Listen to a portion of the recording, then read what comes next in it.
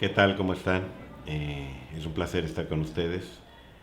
Esperemos que haya sido, o hasta el momento, hayan tenido algo grato que recordar con respecto a la materia de la maestría. En esta ocasión, bueno, nos toca ver la materia de desintoxicación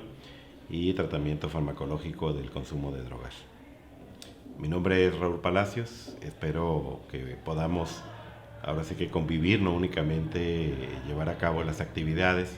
y estar con la prisa de pronto de tenerlas que entregar, sino que podamos dialogar y en la medida de lo posible despejar dudas que puedan tener con respecto a algunos conceptos de la materia. En general lo que vamos a ver en estas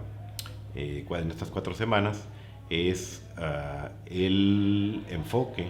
desde las neurociencias, el desarrollo de vamos a decir, modelo biológico y lo que es ya la refarmacolización o la remedicación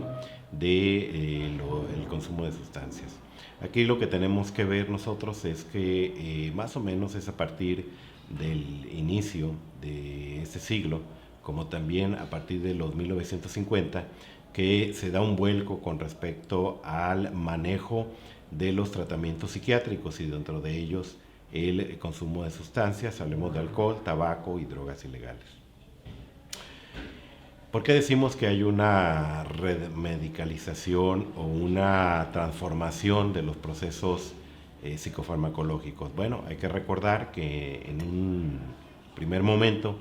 el tratamiento de los trastornos de la conducta y el comportamiento de las enfermedades mentales tenía mucho que ver con algunos enfoques desde el punto de vista de teoría psicoanalítica, algunos aspectos que tenían que ver con el abordaje, donde participaban algunas personas de la comunidad que no necesariamente eran médicos, algunos de ellos filósofos, algunos de ellos ex pacientes con algún trastorno mental que de pronto desde el punto de vista de la búsqueda de alternativas propusieron algunos enfoques para poder dignificar el tratamiento de los enfermos mentales. Sin embargo, a partir de que inicia la aparición o la experiencia con algunos fármacos, dentro de ellos los opioides, vemos que quizá al inicio pudiera pensarse en un manejo empírico o algún manejo sin una evidencia clara de cómo funcionaban los fármacos a nivel de controlar las enfermedades o los trastornos. Sin embargo, esto dio pauta. Aquí sí quiero aclarar, porque es parte de lo que vamos a ver, la historia de la psicofarmacología. Aquí se cabe aclarar que muchas de las veces los fármacos fueron los que dieron la pauta para poder pensar que había un fondo biológico y desde ahí entonces surge el estudio de qué es lo que de pronto modificaba la conducta del individuo. ¿Esto era biológico, era obra de la casualidad o qué es lo que sucedía con los fármacos? La realidad es que esto vino a ser un boom, sí a partir de los años 50, pero a partir de 1980, donde se empieza a estudiar con más, ahora sí, énfasis el cerebro, a partir del uso de fármacos y su respuesta, es que entonces empezamos a conocer lo que empieza a aparecer como el concepto de neurociencias y cómo este concepto empieza a dar lugar a otros conceptos como la neurobiología, la neuropsicología. Y desde ahí entonces ya viene toda una serie de investigaciones para ver qué estaba sucediendo con respecto a cómo era el cerebro, cómo se desarrollaba, era lo mismo cuando nacía el individuo, cuando crecía, esto es qué estaba sucediendo y de qué manera pudiera, desde el punto de vista médico, poder verse ahora si el comportamiento como parte de una biología, cosa que sí se demostró y se ha seguido buscando cómo poder fundamentar ello. Y la otra parte es cómo van cambiando también entonces los enfoques o las intervenciones a nivel del consumo de sustancias y en general de la salud mental. Desde ahí entonces tenemos que ver que cambia de un enfoque únicamente sobre el comportamiento a través de algunos enfoques psicoterapéuticos ahora a la presencia de poder disminuir en lo posible la disfuncionalidad de los individuos con el uso de fármacos. Únicamente tenemos que tomar en cuenta que cuando se empieza a hablar de psicofármacos, tenemos que ver que hay una primer parte que tiene su eficacia. Recordando un poquito la historia, vamos a ver cuál fue el beneficio de los psicofármacos o la era biológica o la era médica, cuando empieza a despertar su importancia. Tiene que ver con dos cosas. Una, presencia de psicofármacos y disminución de días o tiempo de hospitalización de pacientes psiquiátricos. Y la otra parte es la emergencia de la psiquiatría como una rama biológica, como una rama de la medicina, cosa que no se consideraba hasta antes de dar el fundamento con la parte de cómo actúan los fármacos en el comportamiento o a nivel cerebral. Estas dos situaciones es lo que da entonces como la fuerza para que ahora sí, la parte psiquiátrica pueda tener una importancia y dentro del manejo de las conductas, y entonces desde ahí emerge ahora sí como una especialidad. Lo vamos a ver en la historia de los psicofármacos, la historia de la psiquiatría, cómo de pronto la escuela francesa, la alemana, de pronto no se llevaban de la mano,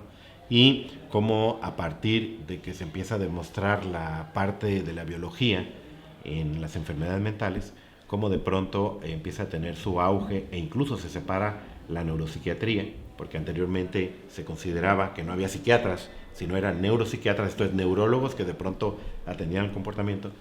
Esto ocurrió en Alemania, y como de pronto ahora hay una separación de estas dos ramas, donde queda la neurología como parte de un trabajo interdisciplinario con la psiquiatría, pero ahora considerado como una rama de la medicina. Desde ahí entonces tenemos que ver que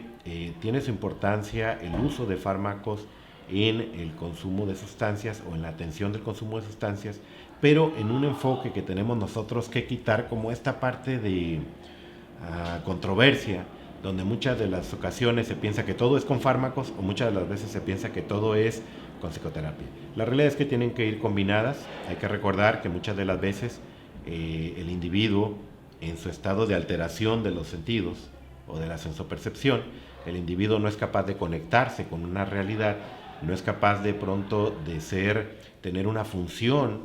dentro de lo que se espera como un individuo en una familia, en una sociedad, y esto le provoca un aislamiento. Lo que hacen los fármacos es ayudar en un corto plazo a que quizá algunas alteraciones mentales puedan ser organizadas y desde ahí entonces el individuo, o estructuradas, perdón, y el individuo entonces pueda ser un poquito como rescatado por la sociedad, por la familia, y desde ahí pueda ser estimulado para poder seguir con algunas actividades que no necesariamente lo aíslen o lo sesguen. Esperemos que este curso pueda ser de mucha utilidad para ustedes. Tiene objetivos muy precisos, muy específicos. Quizá a lo mejor algunos de ellos sean muy ambiciosos. Sin embargo, la idea principal es que ustedes puedan conocer algunos aspectos de la neuroanatomía, neurobiología,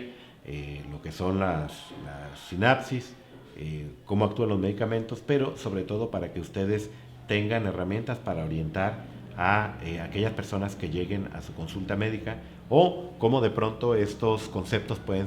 también ser utilizados quizá en algunos contenidos a nivel de alguna educación para la salud, en aspectos de prevenir los trastornos ocasionados por el consumo de drogas, y también, ¿por qué no?, tomarlo como algunos elementos que pueden ser importantes para la detección y atención temprana de los individuos. Bueno, pues esperemos que podamos ahora sí concurrir en espacios, ahora sí que a través de estos medios electrónicos y lo virtual, para poder ahora sí que compartir quizá muchas más cosas de las que pudieran venir en las lecturas.